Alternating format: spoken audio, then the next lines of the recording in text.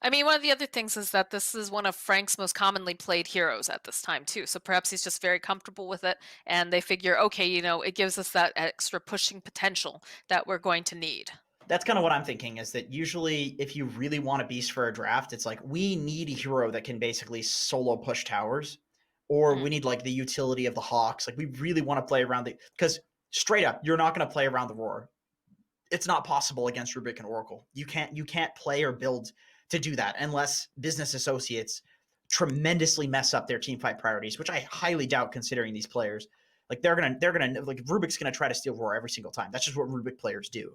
So it's but once again, like you said, you can play around the other abilities. Like Beast is still a pushing hero. There's nothing to stop him from pushing in this game. He still has the Hawk.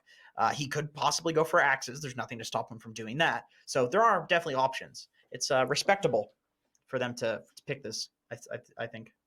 I mean, vision's also really, really important in these games as well, especially if you're going to be going out on the aggressive. And we saw how valuable it was in the first game of this series too, like having the Void Spirit being able to drop the Aether Remnant just to kind of scout out, what's going on. So by having the Beastmaster as well, being able to put the Hawk out or move the summons, it gives you a little bit more information so that way you can play a bit more careful, or in this case, scout out potential pickoffs, which is something that Ricky does incredibly well.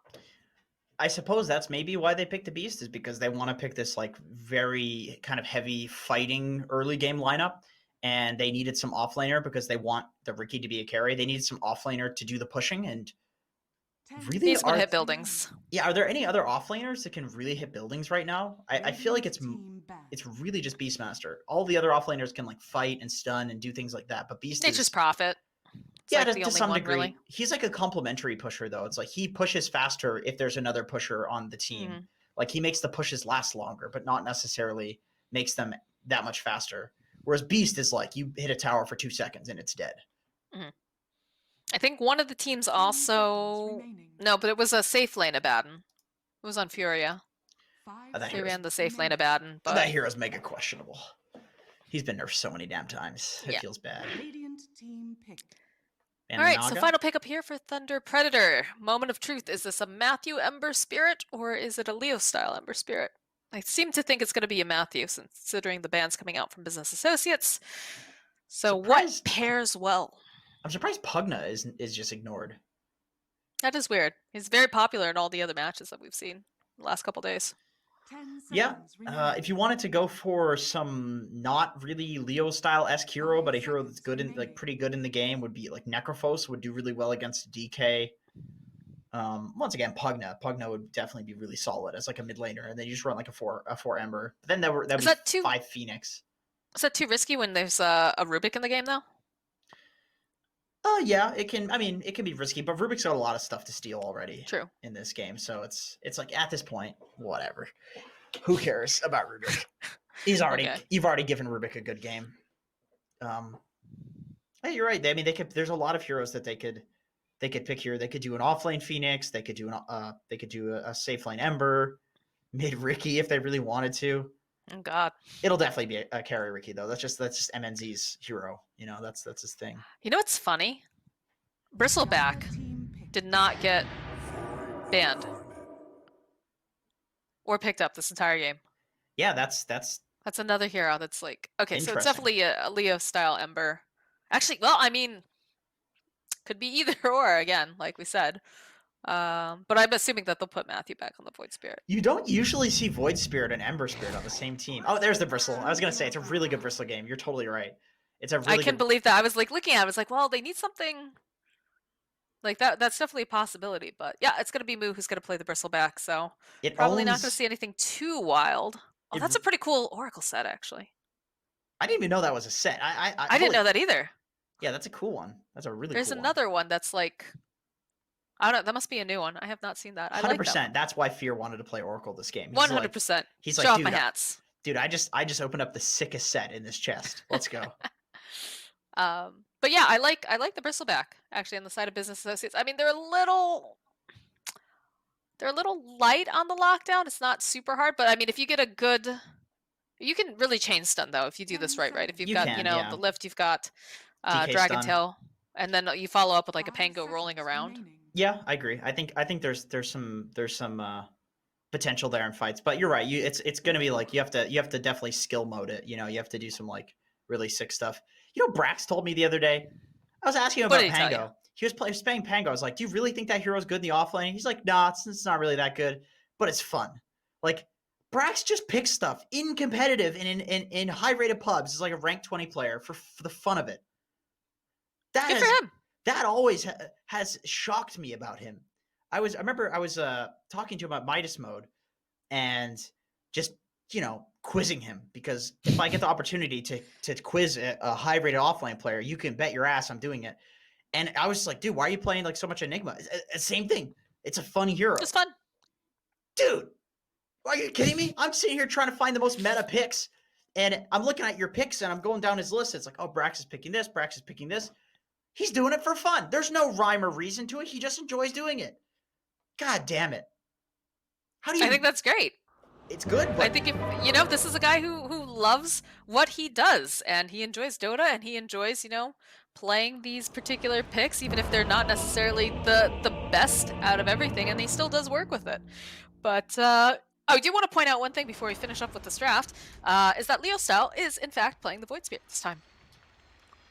it's not just, oh, I want to play it because it's fun. It's of course not that, but he's just saying he wants to play it, and they trust him. And I mean, think, we literally just said that Brax is just like, yeah, I want to play it. It's fun. Give me it. yeah. And the thing is, like, I'm memeing it a little bit and trying to be funny with it, but really behind all of that fun is just instinct and playing things when they feel comfortable, and when you're winning with it, it feels fun. You just like a lot of pro level players aren't really necessarily theory crafting a lot of stuff. They just like have an idea and they don't do the math on it. They just immediately go into a game and try it. And if it feels good, it feels good. They play it. If it feels bad, they don't play it. That's how most people think in Dota, just because there are so many permutations of things that can happen and combinations of heroes. So it's really hard to like mathematically break it down. It's also, just the feeling of it too, because everybody's got a different play style. That's true. Yeah, that's true. Like, it can feel really good for one person and look really good, but if you don't play that way, it can just feel dog when you play it. And that's why we haven't all been replaced by computers yet. True. Yeah. It's a human element. There is indeed. It's a little trading some hits over here with MJZ. God, Brax being a bit of a bully, cut down the trees as he goes too. the new Oog There's not is, much that Phoenix can do. he can slowly Take walk some away. damage right back. Fear's here though. Let's try to get some value clicks off. Do you have the swashbuckle up if he needs to run out? Knows there's only so much that he can really do. I think MNC's Stunned, actually that's dead. it, dead. Yep, moves. Gets the first blood. MJZ too. He doesn't have any spells left. They don't have anything to hold him into place at this point, so he's gonna sit very, very low. Fear was holding I the assume he Fortune's just End walks home. because he wasn't sure if MNZ had the tricks of the trade or the blink strike, but luckily MNZ was greedy. He went for the blink strike. He was expecting to maybe get a kill with the blink strike, so he went for it and got himself killed. Come back to haunt him in lane now, since he's got a 1 death under his belt, but not missing out on any of this XP, so could be worse. He's getting the solo XP too. His Phoenix is giving it to him. Although, as I say that, he actually keeps it. I got a little bit of solo XP. Not a lot, but, better than nothing. This is kind of a tough lane. I don't feel like Phoenix and Ricky are the strongest laners. No, definitely not. They need a couple levels, then they're strong. So they gotta take advantage of whatever they can here on the side of business associates trying to slow them down a bit. Mid lane, any lane with a DK, and it's gonna be pretty big snooze fest. DK just can't die, but he's not really gonna be able to kill you either. Nope. Pretty resident sleeper in the mid lane for now. And the top lane, it is a bristleback and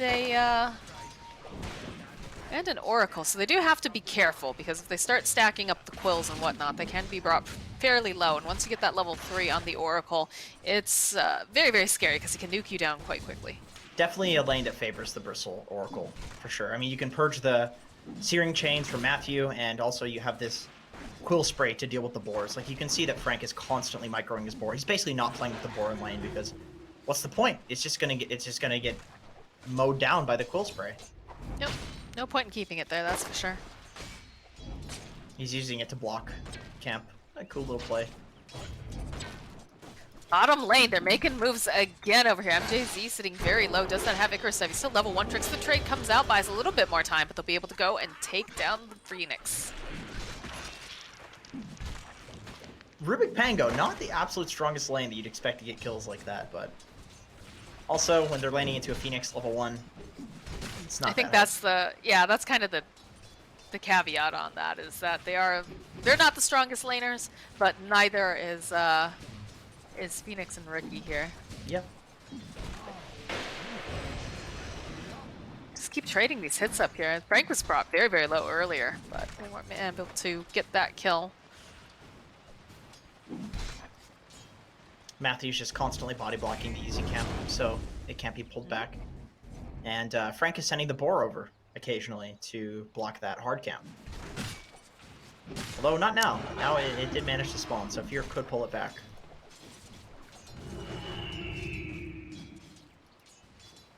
Otherwise, pretty quiet. I feel like they're just waiting for opportunities really in the bottom lane. I think that's where most of our action's going to come from until we get some more levels in that top lane. But we do have the Icarus dive picked up on MJZ though, so. Moose. It's harassed a little bit by MNZ. Might be able to turn this back around, but nope. They'll respect it. You know, between the Lucky Shot and the Rubik Fade Bolt, it's quite hard to trade with this lane. I know I called it bad, but look how little damage he does. Good tricks the Tracer. Moose does have those charges here. Can they finish up? Are they going to be able to get the kill? They'll get the kill on the Rubik.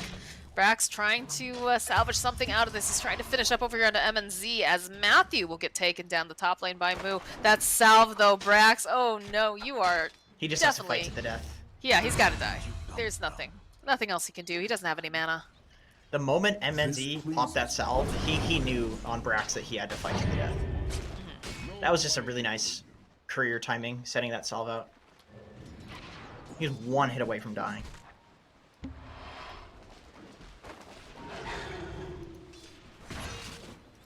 Top lane. Looks like they're trying to make some moves over here on Moose, but again, they're able to take off. Nope!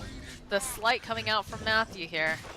Able to get the final hit. Fear's so slow. Look at him. Oh man, this boar slow is nasty. Frank finds a kill on the Oracle. I guess if you're just really sick with Beastmaster, you can just pick it into like 3 counters and you're fine. He plays a lot of Beastmaster, like I said. I don't know if it's necessarily his best hero, but I feel like I've seen him play more Beastmaster than any other. There's gonna be some runes picked up now, around 5 minutes. Bottom lane, making moves on Brax. He doesn't have the swashbuckle. Tricks the trade comes through, and they'll be able to clean up a kill. This off lane's looking really rough at this point now. Like with levels, Ricky and Phoenix are quite strong. They do a lot of damage together, and Ricky has a ton of regen. What's Moose doing over here? This is a hard kill. Yeah, it is certainly not happening. Yeah, I don't know. It was a bit strange that he rotated over, but he doesn't even have vision on him either. He's just wandering through. Matthew finds a kill on Fear in the top lane. I think Moose just doesn't have anything to do bot anymore. The lane is pushed in, so he's just kind of chilling. It's a 5-minute catapult wave. This is what people do. They like to rotate up to this. MJZ also rotating, doing a little bit of damage.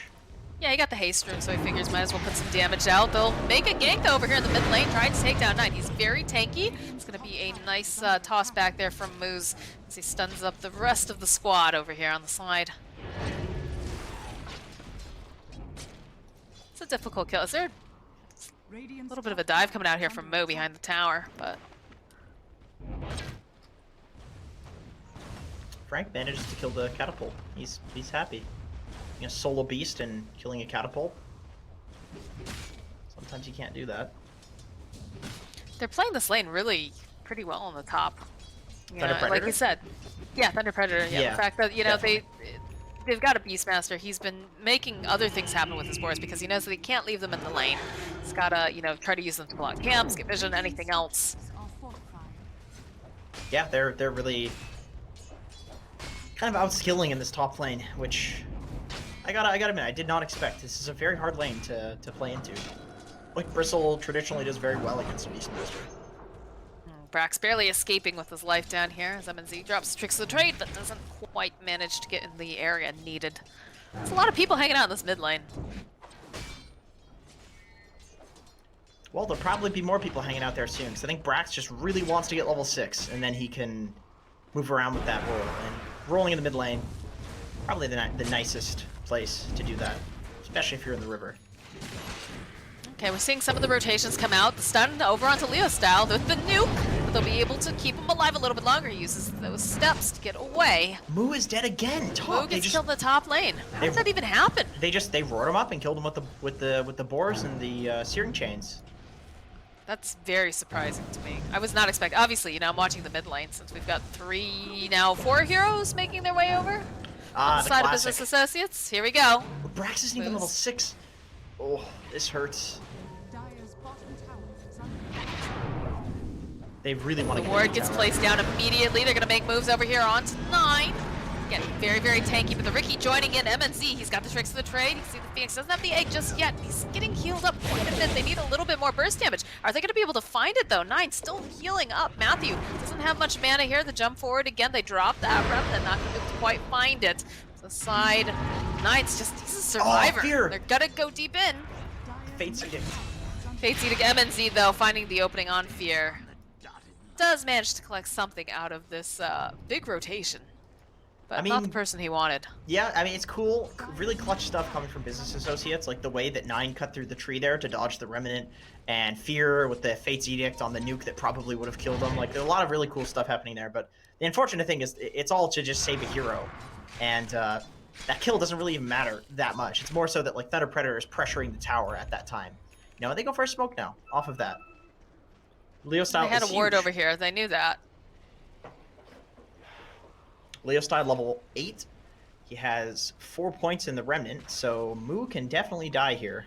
I mean, Moo has already died even without Leo style making a rotation. Oh, they see him. Look at this. They spot him immediately. Yep. Go. He's standing go on the up. shrine. They just TCC'd. The outpost, I should say. I know. It's so hard to get over the, like... I'll never. Oh, middle lane, though. They'll find a kill on MJZ. The TP coming out maybe just a little bit too late, as Brax does have the level 6 now. Matthew trying to slide around, try to juke away here in the trees. He's breaking ankles here on Brax, but they will eventually show up, and there's going to be a kill on the Dragon Knight. They're not done. They'll find the Rubik, and now Brax, he's got a TP out. They don't have anything to cancel out TP, though, so he's out. Probably bigger kill for Thunder Predator. Like, this whole time, they're stopping a DK from pushing the tower, who is supposed to be... That hero's supposed to take that tower early, right? Presses the Dragon form, gets it at, like, 5 to 10 minutes, depending on how well the lane is going, but they're just delaying that, which really hurts DK's game. Rotation over to the mid lane. Looks like they're going to try to make some moves on Frank, but the jump forward immediately coming out from Leo style will collect dividends over here on Moose. Fear trying to run away. He's not going to be able to do it. It is a double kill, followed up with the big old Phoenix egg, pushing back the side of Business Associates. They don't want to fight underneath this. They have the catapult. Still want this tower with the Cardi. Yeah, and they have a couple of boards to tank as well. Maybe they can micro here, and it looks like they are going to be able to do that. Micro and take the tower with the catapult. Leo style tanks a bit with the resonant pulse. I think he's fine about that. Dropping another Aether Remnant, dragging 9 back. They just want to finish up the tower. They'll find it. Put a little damage on 9 in the process. You don't usually see a DK's tower falling before the other tower. Very... For sure. Very solid play from Thunder Predator here. Is Moo playing this the way he should? I mean, I can understand why he wants to farm a bit and come back a little bit. The hero does farm incredibly quickly. Sometimes it can be a big debate to just take a crap load of stacks and farm a bunch of jungle camps at once. Like, he is very fast at doing that, so I do feel like taking some me time makes a lot of sense, given how rough his early game was. Well, the Business Associates want to protect him. They're making their own rotations to the top lane. The Hawk over on the side. They'll spot out Matthew. Does have that level 6. Rolling Thunder comes out, but already Matthew, he's going to get replaced by Fear. Their eyes are on Frank, though. Frank forcing out that roar. They'll be able to go purge it off here on Brax with the ultimate. He's looking, not going to be able to quite land that swashbuckle as Frank's Fury gets taken down, but there's so many people here, and Frank just TP's out, says see you later. Okay, so number one, the boar positioning, perfect. 9 could not walk through because he had the boars and the 2 little tree paths that 9 could walk through. And then he roars the roll, and then it cancels, and he TP's out where the boars are once again blocking, and 9 can't get there to stun. Like, that was so clutch.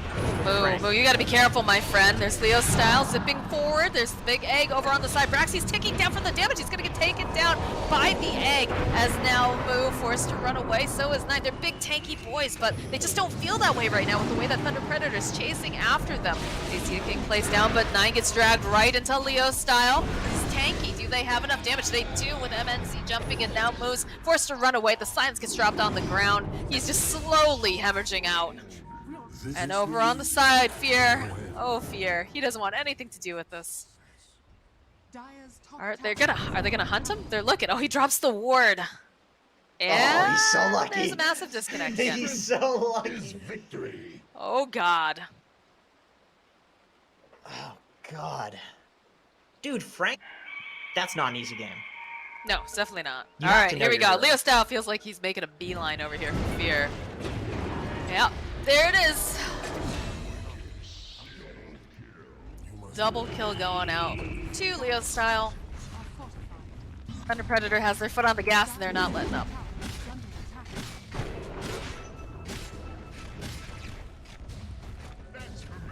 Moo just farming it that up. was weird. Frank started to TP and then he didn't. Now he doesn't have a TP. He was definitely trying to press the Quelling Blade button. I'm guessing that was probably it. All right, Frank. No more praise for you. You're getting a big head. Now he feels like he can just hit whatever buttons he wants all willy-nilly. Exactly. Yeah. I remember when this guy like didn't have a team, just playing in the you know, random stacks that happened in South America. Now look at him. Look at him now. I like it. He's impressive. I mean, he's really impressive.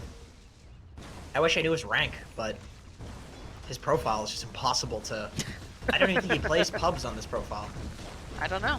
Yeah, I don't know. Bottom lane, though, looks like they're trying to put some pressure down here.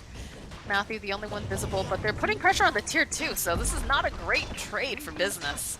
But I'm not sure they can necessarily fight. They need to open up this area of the map with this tower. It can be so devastating to not take this tower. It frees up an outpost, 2 camps, 3 if you count the ancients. Look at this. And then the bounty room. Let's drag away the creeps. Matthew's going for a javelin. He's going for a maelstrom. He is playing core Ember Spirit from position 4. He feels strong enough to do that. I guess. It feels like they've had pretty good luck so far this game, but they do have to be careful they don't get overconfident. Moo. TPs are coming out.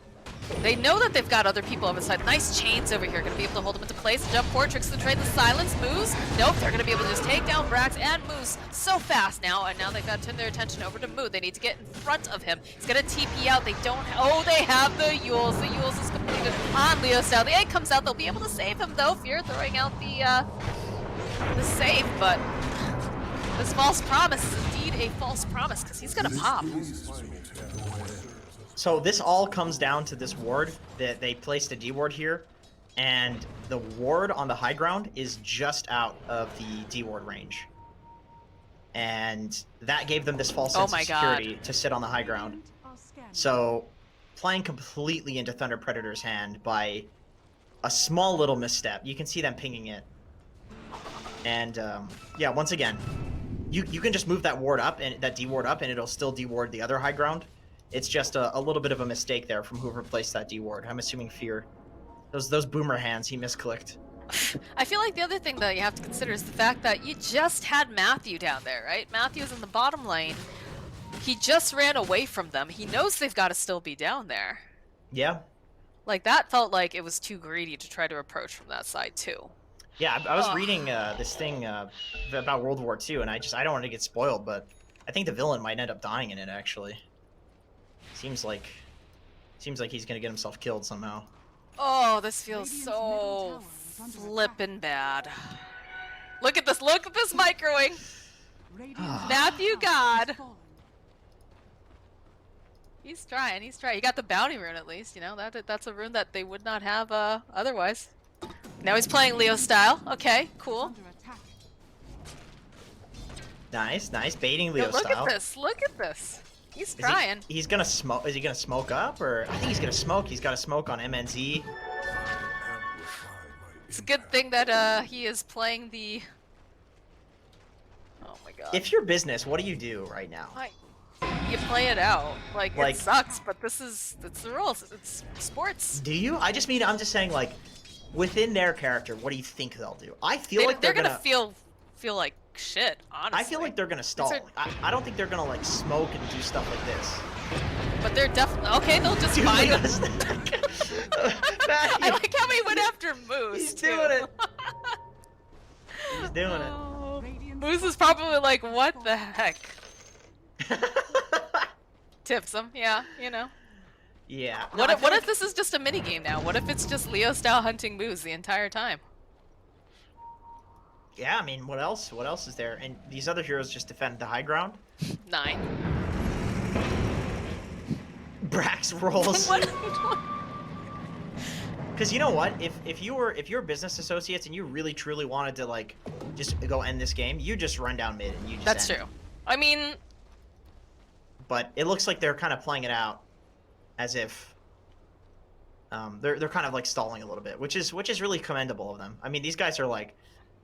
Yeah, I'll be honest with you about people in pubs, because I play a lot of pubs, get muted by a lot of people. I mute a lot of people myself, and I gotta say, nobody on Business Associates is like not an incredibly nice. Going back to Blaze, principled kind of person. Like they're all. These are all stand-up dudes. Really like, stand-up dudes. Yeah, for sure. Like I've never. I mean, I don't know much about 9, but clearly, you know, he's chill. He's not really chill. He's okay, but like the rest of these guys. These like are people that, you know, they don't want to win this way. Like, let me tell you. I can tell you that I've seen people get in big fights with Leo style. I could name so many names in NASA. People that hate each other. Nobody dislikes Moose. You know, nobody dislikes Brax. Like, you'd have to be just out of your mind to not like these guys. They don't say or do anything that's like negative. Other than that one time. No, I'm just kidding. No, for sure. You know, big Brax fans here, obviously, you know, a little biased. But that dude is insanely chill. Moose is a sweetheart. I haven't heard any complaints about Moo. As I say that, I think they're just gonna end. I mean, they waited. They waited. They did wait. They tried. JZ. Alright, we do get the micro. We get the egg coming out, you know. Frag, Moo back. Look at this. That's pretty impressive.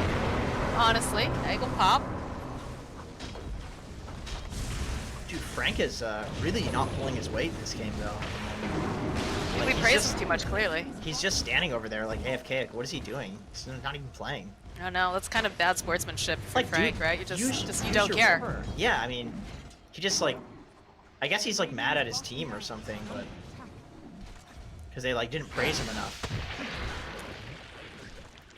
They're just pushing everybody back here, hoping he can get this kill on MJZ, although it might have gone a little bit too far as they micro MNZ over, slowing him down. Icarus dive. MNZ though gets bounced back. They've got the dust. This is actually really impressive. No, he's doing a good job. He's actually making it look like they're, you know, not the highest skill, obviously, but this could be like an Archon pub. I don't know. Some Beastmaster going honestly. AFK. Not bad, not bad. That's impressive. Yeah. You know, the crazy thing is that there's still even a 3k gold lead for Thunder Predator despite all of this. Yeah, that is absolutely wild. Despite... This does look like an Archon level pub, everyone. Yeah, that does. I want to die. Oh, God. It doesn't feel good to win this way. It really doesn't. No, it doesn't. But... I mean, at this point, I guess Matthew's just kind of stalling because maybe they will come back, and Business is kind of just like, all right, let's go to the next game. Let's see if maybe they can wait the maximum amount of like time before the game and have them like fix their internet, and then they can win. They can maybe win game 3 for Thunder Predator. I don't know. But welcome everybody. Welcome to the Matthew Show. We have Matthew playing not only the Ember Spirit, but the Phoenix, the Beastmaster, the Void Spirit, and of course, let's not forget, the Ricky. And he's doing a pretty decent job of it right now. He is. Considering. Yeah, I don't know what that was. I don't also think that business associates are really going too hardcore with this, but no, they're kind of chilling. Yeah.